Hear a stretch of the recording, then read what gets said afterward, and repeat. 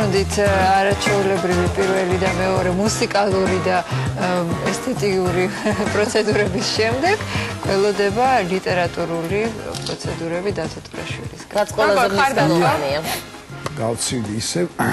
დავიწყებ სტუდიო ამბით და მე გადავალ კარგ ამბებზე მოგეხსენებათ გარდაიცვალა ჩვენი კლასიკოსი მწერალი ჭაბუ ამირეჯიბი მინდა თქვენთან ერთად მივუსამძიმრო მის ოჯახს და საერთოდ ყველას ვისაც უყვარს ლიტერატურა ამ კაცს ჰქონდა ძალიან დრამატული ცხოვრება 16 წელი თუ არ ვცდები თუ სწორად მახსოვს გაატარა სამშობლო პერიოდში სხვადასხვა ბანაკებში და არის ალბათ ერთ-ერთი ყველაზე მთავარი სახალხო წიგნის ავტორი გულისხმობ დათო ტურაშვილს რომელიც იმ ქართველებსაც კი აქვს წაკითხული რომელსაც საერთოდ არ კითხულობენ სხვა წიგნები არ წავიკითხავენ აბსოლუტური ამ ეს არის ნამდვილი ესე იგი ნამდვილად სახალხო წიგნი და ნუ რასაკვირველია სხვა წიგნების ავტორიც იყო ბატონი ჭაბუ ამირეჯი მაგრამ დათო ტურაშვილს რასაკვირველია გამორჩეული მოვლენა მის შემოქმედებაში და ეს ბუნებრივად დიდი დანაკლისია ჩვენთვის მინდა მივუსამძიმრო ეს სხვა ძალიან ასაკოვანი იყო თუ არ ვცდები 90-ს გადაცილებული იყო ძალიან ძიშიანი ხალხია მე ჩემი უბნელები არიან მისი შვილები და აი მართლა განსხვავებული მოდგმის ხალხია ფიზიკურადაც ყველანაირადაც და ამიტომ ეს სამძიმარი მარტო მართ ოჯახს არ ეკუთვნის ყველას ეკუთვნის ვისთვისაც ძვირფასია ლიტერატურა და ასეთი წერილის დაკარგვა გადავალ კარგ ამბავზე ესე იგი ხვალ არის საღამოს 7 საათზე რუსთაველის მცირე სცენაზე რუსთაველის თეატრში არის საღამო რომელიც ეძღვნება არხოტს და არა მხოლოდ გაბრიელ ჯაბუშანოვს რომელიც პოეტური კრებული გამოსცა გამომცემლობა ინტელექტმა შესანიშნავი პოეტის გაბრიელ ჯაბუშანოვის ლექსებია მე ძალიან მიყვარს გაბრიელ ჯაბუშანოვი და ის იყო არხოტიდან ეს არის თემი რომელიც რამდენიმე სოფელს მოიცავს ოღონდ კავკასიონის ქედის გადაღმაა და ამ სოფელს ამ თემს უпростоრად ყოველთვის ჰქონდა პრობლემა გზის უგზოობის უпростоრად და ხვალ ესე იგი ოფიციალურად იქნება წარდგენა ეს რამდენიმე ათეული წელი ამ გზაზე ოცნება აქვთ ახევსურებს განსაკუთრებით ესე იგი პირიქით ახევსურებს და როგორც იქნა ესე იგი ასეთი მამა იოსებ გაჩავა არის შესანიშნავი ადამიანი სხვა შორის ძალიან მიხარია რომ ასეთი ადამიანები არიან ხოლმე ეკლესიაში მოღვაწეობს ესე იგი შავხევსურეთში და მისი აი დაჟინებული მონდომებით არაჩვეულებრივი ადამიანი და მართლა სიყვარულის გამოა ეკლესიაში მართლა ქრისტეს სიყვარულის გამოა და აი მიაღწია იმას და უკვე ეს ოცნება ესე იგი ასრულდება იმიტომ რომ ეს არ არის მხოლოდ ერთი ადამიანის ოცნება სინამდვილეში ეს არის ძალიან სტრატეგიული სახელმწიფოდ მნიშვნელოვანი გზა იმიტომ რომ ეს არის იცით რომ სასაზღვრო ნაწილია ჩვენი ქვეყნის აბსოლუტურად უნიკალური ხევსურეთი და განსაკუთრებით არხოტი და ეს უგზოობა ქმნიდა უამრავ პრობლემას და რაც თავარია ქმნიდა მთავარ პრობლემას იცლებოდა და იცლება სხვათა შორის ხევსურეთი და სულ რამდენიმე ოჯახია დარჩენილი და ეხლა ეს გზა რა თქმა უნდა მისცემს იმის საშუალებას უკვე გათარიან ესე იგი ძველი არხოტიონი რომელთაც მიტოვებული აქვს სამწუხაროდ იმიტომ ელემენტარული პირობები არ იყო იქ მიტოვებული აქვს თავის საფკარი უკვე რამდენიმე ათეული ოჯახი მზად არის როგორც კი გზა იქნება ისინი დაუბრუნდნენ შობლუ კრას და დიდი საქმეა მინდა მამა იოსებს დიდი მადლობა უთხრა მაგარი კაცია და მიხარია ასეთი ხალხიც არის ეკლესიაში და ხვალ ესე იგი დიდი დღე აქვს ხევსურეთს მოკლედ მარტო გაბრიელ ჯაბუშანურის პოეზიის მოყვარულები არ იკრიბებიან ხვალ საღამოს 7 საათზე იქნება ესე იგი ამ წარდგენა ამ ეს პროექტი სხვადასხვა ძველია ჯერ კიდევ 50-იან წლებში არსებობდა თითქმის 50 წლისა მაგრამ ამის განხორციელება ვერ ხერხდებოდა აი ეხლა იწყება უკვე ყველაზე რეალური გახდა და მიხარია რომ ესე იგი ამ შანსი გვექნება რომ ეს უნიკალური ნაწილი ჩვენი სამშობლოსი არ დავკარგოთ იმიტომ რომ ეს არის მართლა უძველესი ცივილიზაცია ჩვენ არაერთხელ გვისაუბრია ამ განაცემაშიც ამ ცივილიზაციაზე რომელიც გაქრობის შემთხვევაში პასუხი არ გვექნება შემდეგი თაობისთვის რატო ვერ მოვახერხეთ ამ ხევსურეთის შენარჩუნება იმიტომ რომ მართლა უნიკალური ნაწილია ჩვენი ქვეყნის უნიკალური კუთხეა მოკლედ ხვალ 7 საათზე რუსთაველის თეატრში მცირე სცენაზე ვისაც უყვარს ხევსურეთი და ვისაც ადარდებს რასაკვირველია მინდა ესე იგი რადგან ვახსენე ესე იგი მამა იოსები მინდა საოცარი წიგნი გამოვიდა არ მქონდა წაკითხული და ახლახან წავიკითხე ეს გახლავთ ზურაო დილავაზის წიგნი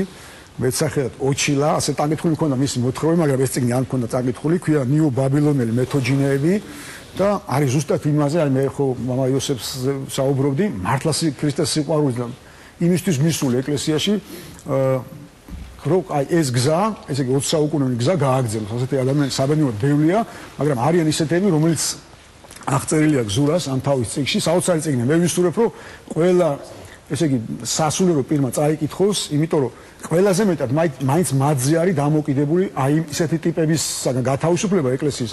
რომელიც აღწერილი აქვს, ეს ნამდვილი ამბავი რაც აქვს აღწერილი, თვითონ მნათეთ მოღვაწეობდა დასავლეთ საქართველოში ზურა ავტორი მართლა შესანიშნავი წერილია, მაგრამ ისი აქვს აღწერილი, ესე იგი ეს სიმახინჯე, რომელსაც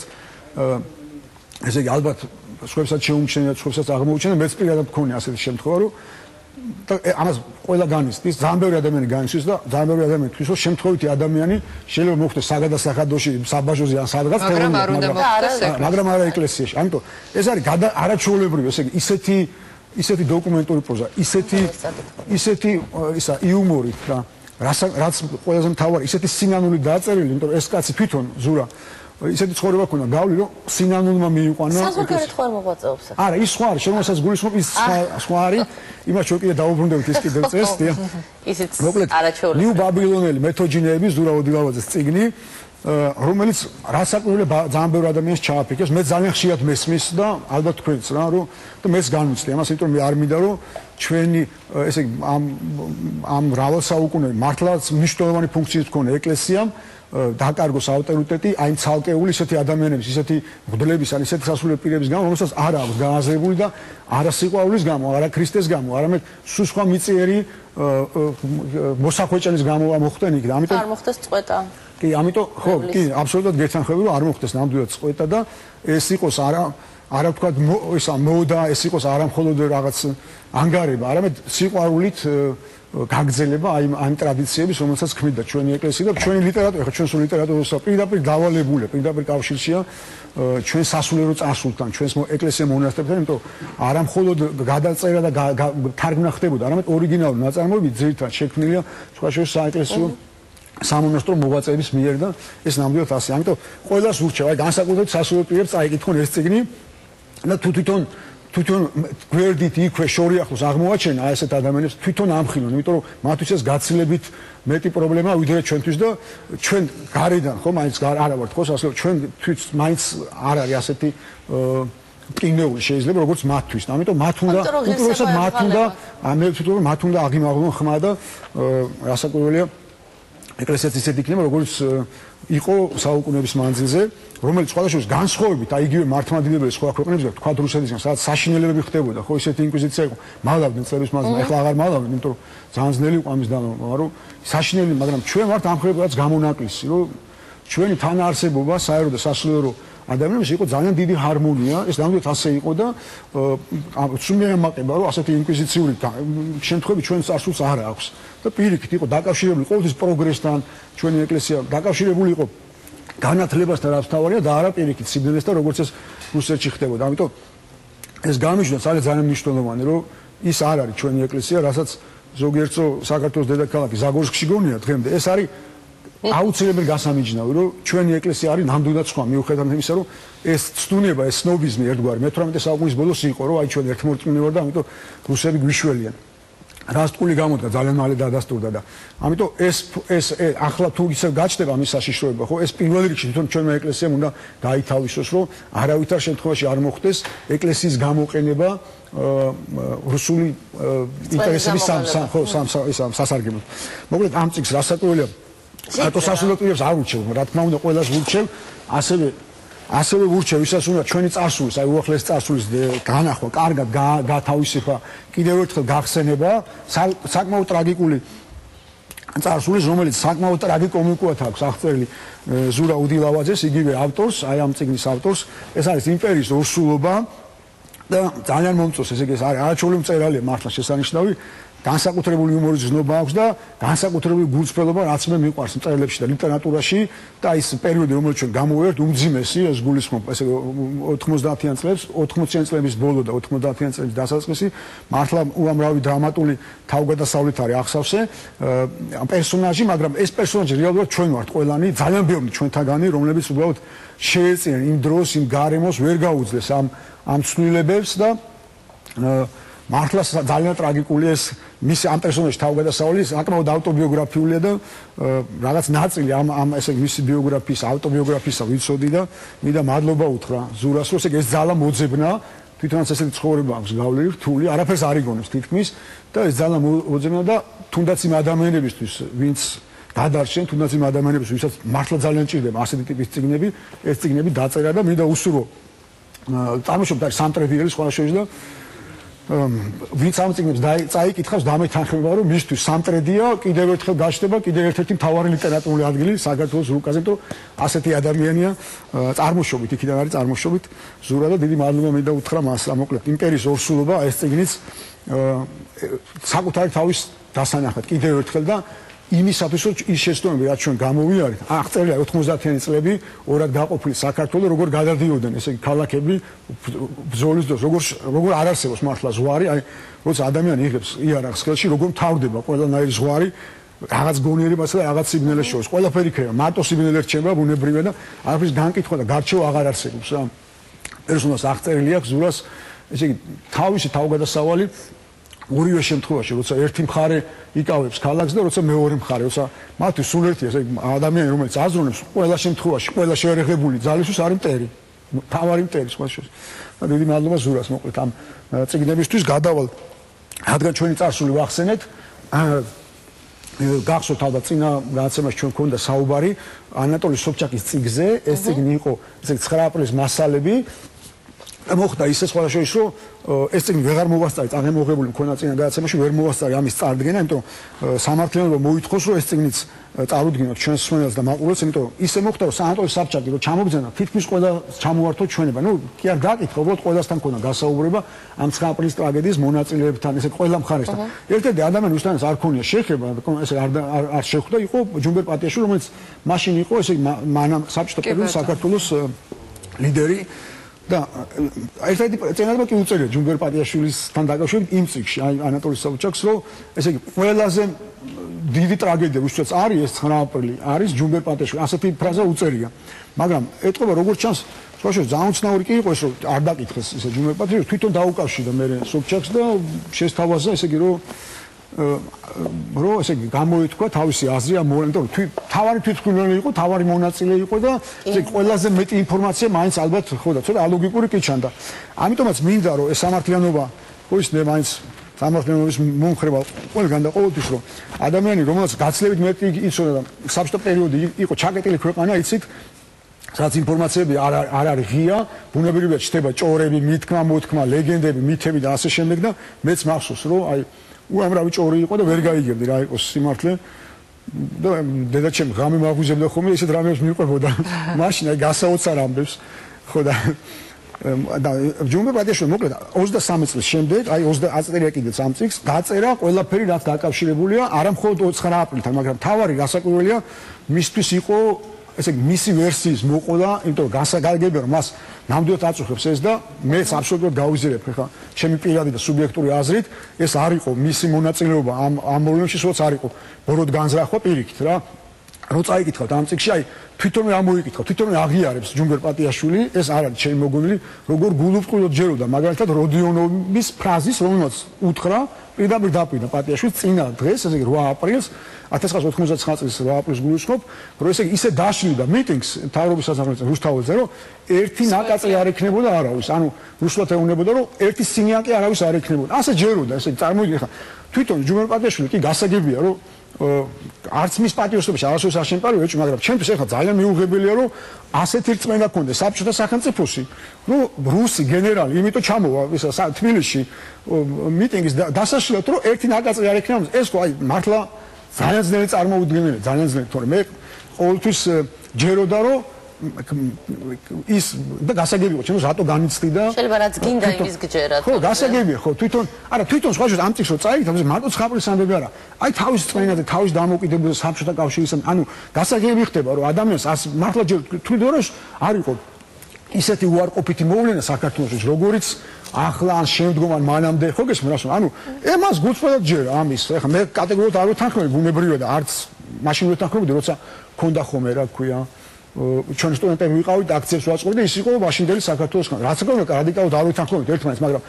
ეს ყოველთვის მქონდა რომ ის იყო არ იყო ესე მე ავსტურიო თავარი დამნაშავე ის იყო უბრალოდ ვერ წარმოვიდგინა მას ეს ძალიან ცუდია რომ ვერ წარმოვიდგინა კიდევ ერთხელ გავიმეორე ამას არ მალავს ხოთა შორის არ მალავს მე თავის ეს ძალიან უჩვეულო ქართველისთვის რომ ხო ის ქართველი ყველა ქართველი სხვა საბრალებს ყველა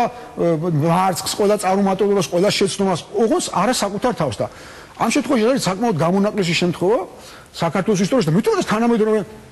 საქართველოს, აი უხლეს საქართველოს ისტორიაში, რომ ადამიანი თავის თავზე იღებს ამ პასუხისმგებლობას და ყველაზე მეტად ეძებს თავის თავს, როგორც დამნაშავეს. ეს ამიტომ ძალიან მისასალმებელი ამბავია ნამდვილად და სხვა შორის ვისაც აინტერესებს ამბავი, მათთვის არის ძალიან მნიშვნელოვანი ისტორიული წყარო. თვითმხილველი, ესე თავარი თვითმხილველი ამ ამბების და სხვა შორის აი კიდევ ერთხელ გავიმოვოთ, გასაკვირად გულწრფელად აღწერს ესე რაში არის თვითონ დამნაშავე, რა შეეშალა და ხო გესმით და ასე შემდეგ. ამიტომ ეს არის და გარდა ამისა 9 აპრილის გარდა აღწერილია აი საბჭოთა, რომელიც თავისთავად საინტერესოა, როგორც ჩვენი უახლესი ისტორია, მაგალითად, ხო, სად ეძებდნენ თამარმეფის საფლავს საბჭოთა პერიოდში. ამ წიგნში აქვს ახსოვს ჟუმერპატიაშვილის ამ პერიოდშიც ეძებდნენ. უფრო ადრეც იყო, სხვა შორის 1920 წელს ექვთიმე თაყაიშვილი თხრიდა გელაც იცით ალბათ და გამოეკიდა ნიმერლების და დიეს ლიხის უგველტეხინამდე თორე წიფის გვირაბამდე დიეს თორე უდოდა დარწმუნებით ამბობდა ექვთიმე თაყაიშვილი ზუსტად იცოდა რომ იქ იყო თამარმეფის საფლავი. ეს პატიაშვილის პერიოდის ისა სად ეძებდნენ. მაგალითად არის ძალიან საინტერესო ამბავი. ეს მეც მახსოვს პატარა რო ვიყავი რომ უფროსებისგან აი